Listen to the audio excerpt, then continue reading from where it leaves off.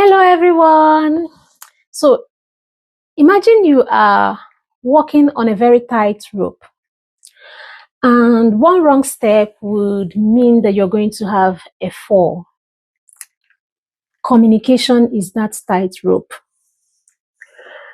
For most of us, we spend our entire lives talking, we send text messages, and we write emails, we have difficult conversations as well.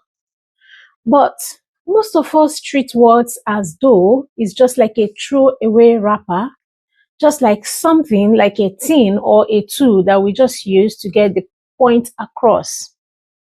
So you're welcome to EY Trudy. My name is Eya. And if you're seeing my face for the first time, yes, this is Eya. And I'm your host and guide on a journey to a holistic life mastery.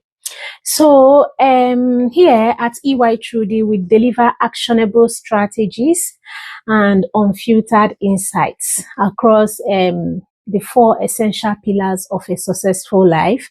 And this cuts across your mindset, your well-being, the money or finance aspect of life, and even the world around you. Okay?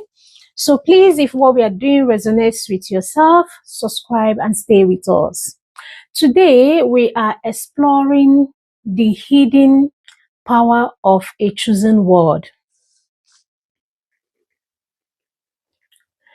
So, but what if I told you that swapping a single word could save a relationship?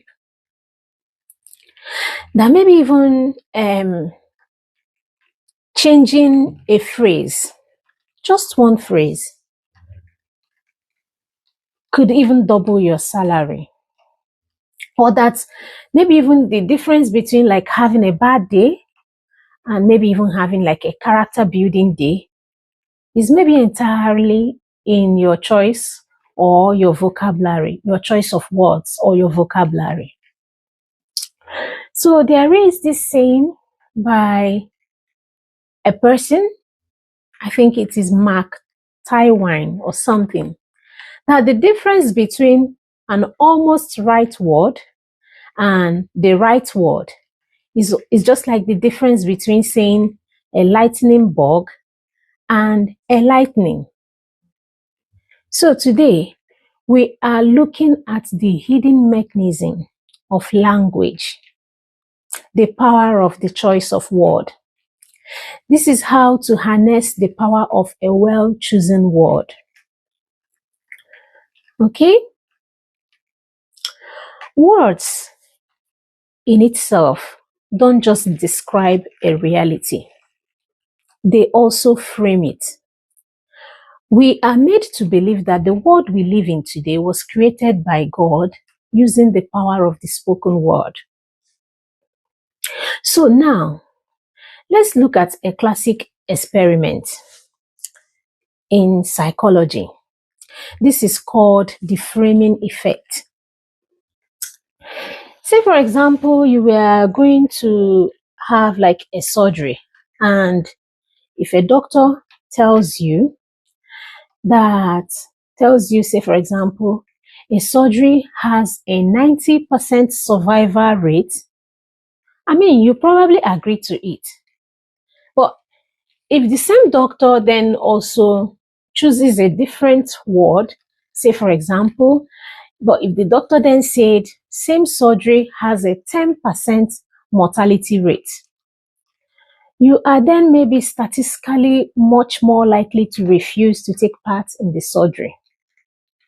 I mean, if you look at the mathematics in itself, it's the same. The marks is exactly the same.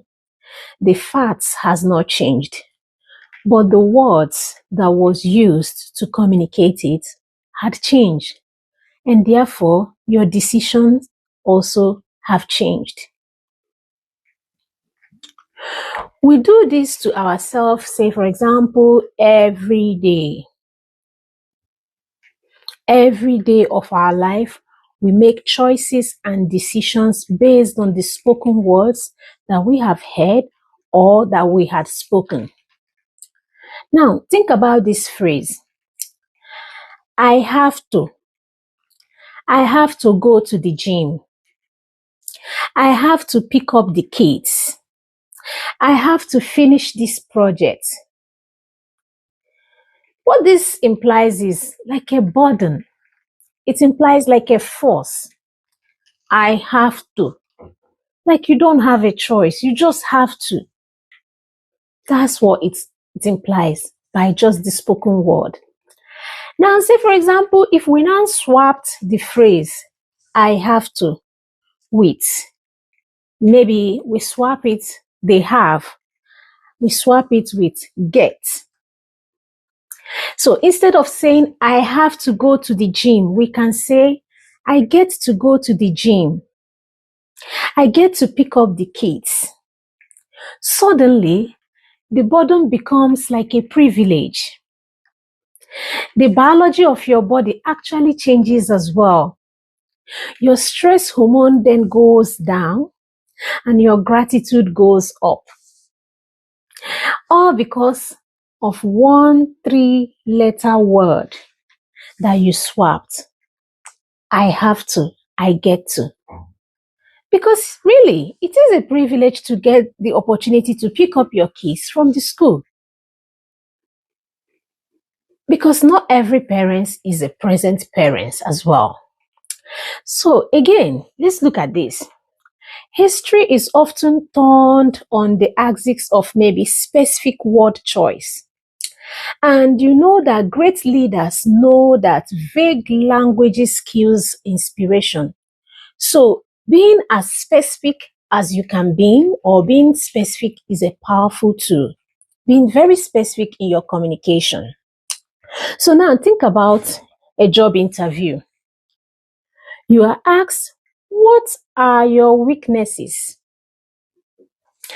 I mean, you can just say, I can be a bit obsessive. I know it sounds negative, if not even scary.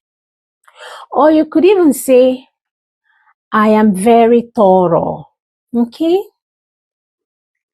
So now, see how just by the choice of word, see the shift from obsessive, suggests like a lack of control, and then thorough suggests a mastery of detail. Same threat, different framing. Just choice of words.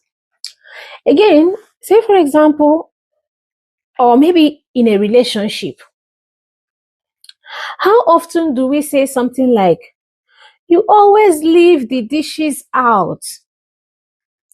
The word always is a trap. It is an accusation. It makes the other person defensive by just hearing that, because it's more like factually untrue.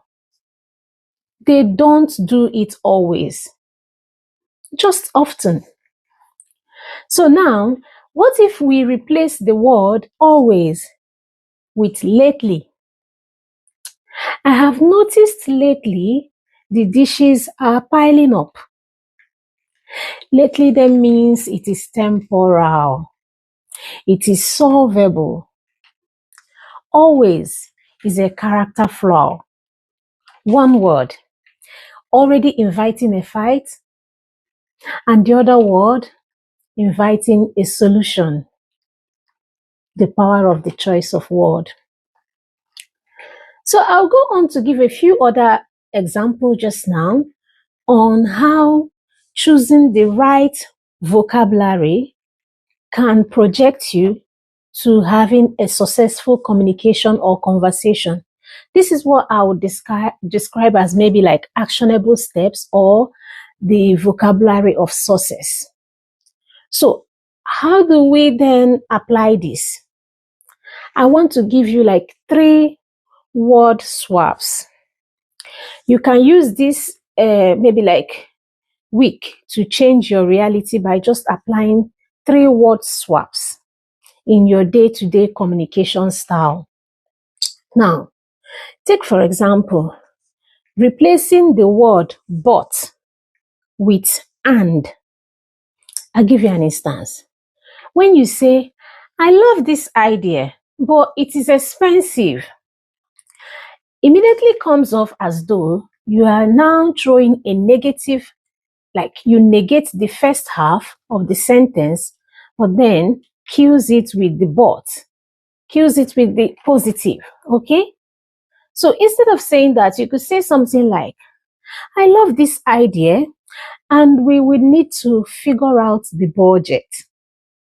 So you had now made it look like, regardless of the challenge, you are open to finding solutions around it, and keeps both truths alive. It's like collaborative and not combative.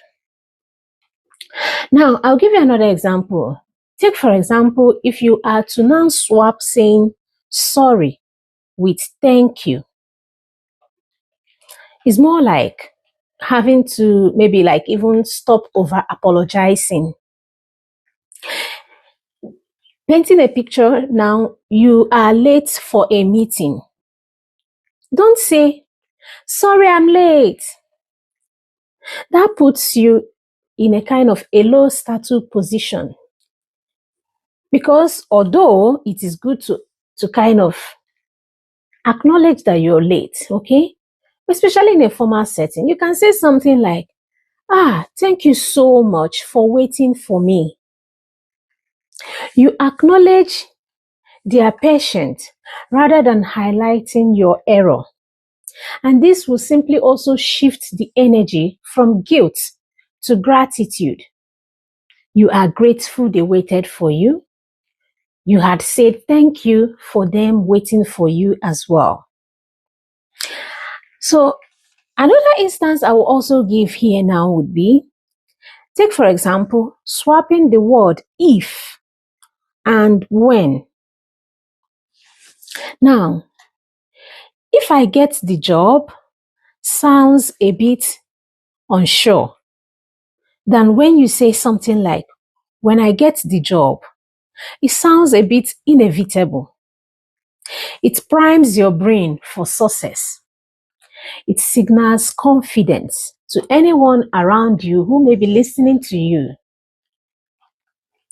So, just like words are called spelling, there is a reason why it is called spelling. In ancient times, I read a book that said people believed that words could actually cast a spell, that they could alter the fabrics of reality. And somehow, in a way, even in the Bible as well, the word was created with the word of mouth. And somehow, in a way, they are right, or they might be right. Because your words are like the software that runs your life. So, if you code it, say for example, if your code is sloppy, your life will kind of also bug out. If your code is precise, your life will also run smoothly. So before you speak, before you hit that send button, before you define yourself, pause and have a think and read through the word. Hunt for the right choice of word, not the easy word, the right word. Because the right word doesn't just describe the word, it actually changes the word. So, please tell me today if you're going to now be taking on some of the things we had suggested here to frame your word such that it is framing your reality to be on the positive outlook of things. Tell me what you're going to be doing in the comment section, okay? And thank you so much for listening to us today.